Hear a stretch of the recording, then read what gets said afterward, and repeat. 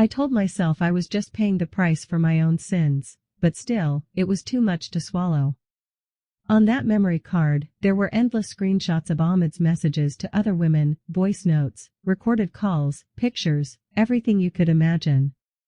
He was involved with at least 10 different women. And here I was, blaming myself, feeling guilty over just a few messages, convincing myself I didn't deserve him. But the voices of those women, their flirtatious tones, calling his name softly, Ahmad, and him answering back with a drawn-out, J&M. They echoed in my head. I wasn't in love with him, but he was my husband. He slept beside me every night, and I had a sense of ownership over him. In the 1 month since our wedding, I had tried, even in my thoughts, not to think about my love for Ahmed. But Ahmad. I hated myself for breaking Ahmed's heart. Maybe this was the result of his prayers, or his tears. God, what was I supposed to do?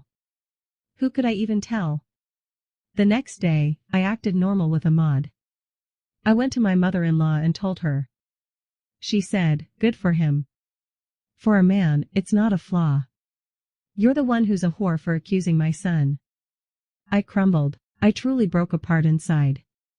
I didn't want my family to know. It would only cause my father and uncle to fight, and since childhood I had hated conflict. So I told Ahmad, I need to talk to you. He said, then talk. I said, I know you're in love with someone else. And you know I'm in love with Ahmed. You've always known.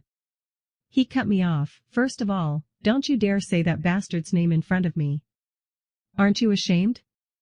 I shot back, what did I even do? I only fell in love. But you? You've been with 20 prostitutes, and you still have the nerve. Before I could finish, his hand came crashing across my face. The sting burned. I felt the warm trickle of blood at the corner of my lip. With disgust, I spat at his feet, turned, and locked myself in the bedroom. And then, I screamed. From the depths of my soul. I cried until I fell asleep right there. When I woke, it was night. I didn't want to leave the room. My phone was still on the bed.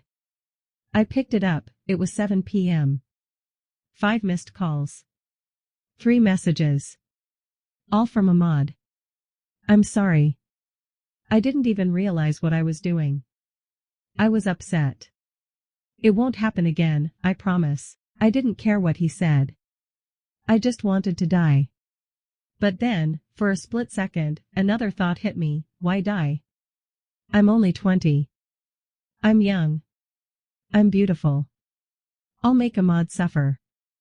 I'll make him burn. Without thinking, I dialed Ahmed's number. The phone rang. And only when I heard it ringing did I realize what a huge mistake I was making. I hung up. I softly slapped myself on the head. Shame on you, Sahar. What have you done? You've just stirred up trouble, you've made him hopeful again. Then, suddenly, a message. From Ahmed. Saharam. My heart melted at that sense of ownership. If only we could shout it fearlessly for the whole world to hear, Ahmed is mine, Sahar is his. If only. I replied, I'm sorry, Ahmed. I don't even know how I ended up calling you. I wasn't in control of myself. He wrote back, it was your heart's doing, because right now, I was just walking past your building, hoping to catch a glimpse of you. His words shocked me. Why would you do that? What if Ahmad or my brother saw you? What then? He said, let them see. I'm not even living a real life anymore, so why should I fear for my life? Please, don't come here again. I'm worried about you. Okay, but only if you come to the window so I can see you. Our house was on the 2nd floor, with a window facing the street. I agreed. And truth be told, my own heart ached to see him one more time, his black hair, his green eyes. It was like the whole world was a blur, and only his face was clear. Ahmad wasn't home. I pulled the curtain aside, and there he was. In the street, amid all the traffic, parked with his motorcycle in front of the corner grocery store, his eyes locked on my window. I wished I could run to him, throw my arms around him, and say, take me away. Anywhere.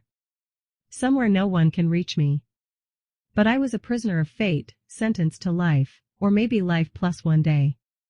From that day on, for a whole month, Ahmad came home late at night and left early in the morning, avoiding me. I filled his absence with Omid, telling myself, he doesn't love me, so my loyalty doesn't matter. I knew it was wrong, but I justified it to myself. One morning, I woke to a long message from Omid. He said he loved me so much, but he couldn't bear the thought of something happening to me. If Ahmad found out, he would kill me. He told me not to think of him anymore, not to message him. And then he sent me a song. I opened it. The lyrics said, "If you're far from me, it's only because you're forced to be. I know you're alive, but I know you're buried alive. You've been caught in a trap, and it's killing you." I cried. For the second time. I lost my love. But his words and that song didn't quite match. I was depressed for a week. I had no energy for anything. One morning, I opened my eyes, and found Ahmad lying next to me, staring into my face. I turned away, surprised by his gaze. "Sahar," he said, "look at me. I miss your eyes. Won't you make peace with me?" I turned back and said, "The scar on my lip is still there. When it's gone, I'll forgive you." His eyes filled with tears. He placed his hand gently on my hair. "I'm sorry. I swear to God I love you. I've loved you for years. I miss your kindness." He swore he had cut ties with those women. That he had never even touched them, it was all just over the phone. "Sahar, you left a burn on my heart, a burn no man could endure. I just wanted you to understand that I could do the same to you. I'm sorry. It will never happen again." My heart ached for him, because in the beginning, I was the one who made mistakes and dragged our lives into this mess. I made peace with Ahmad. We went out for dinner, and he bought me a diamond ring. On our way back, I saw Omid standing by his motorcycle near our house. I prayed Ahmad wouldn't see him. I looked at Omid with tears in my eyes. He understood what my look meant and left. My heart burned for him. I knew he had cut ties with me because of me. Otherwise, he wouldn't have tagged my name in his stories or posted with subtle hints. Something was still broken. That night, I asked Ahmad, "Now that we want to fix our life together, you should know I talked to Omid." He said, "I knew. I hacked your Telegram and found out. Then I told that guy to get out of our lives, or I'd break his legs and divorce you." He had scared Omid away, saying I'd ruin his life if he didn't stop messaging me. I started to hate Ahmad. I knew Omid wouldn't forgive me. It was only for my own sake that he stepped back. 1.5 years later, I found out I was pregnant. I was happy but prayed Omid wouldn't hear from my friends because it would break his heart. When my daughter was born, Ahmad took her to the clinic for a thyroid test. Omid saw us there. He had brought his sister with him. I can honestly say, in less than a minute, I saw the break in his eyes. When he saw my baby in my arms, I don't know why, but I felt shy and quickly went inside. My daughter was 2 months old when, out of boredom, I started reading novels. One day, I downloaded and read the novel Bamda D. Comer, The Morning of the Drunkard. When I finished it, I felt very different. I realized the sweetness of some loves is in never reaching them, especially when there's such a deep social and economic gap between families. Ahmad had done all those things to get revenge, and he promised he wouldn't do it again.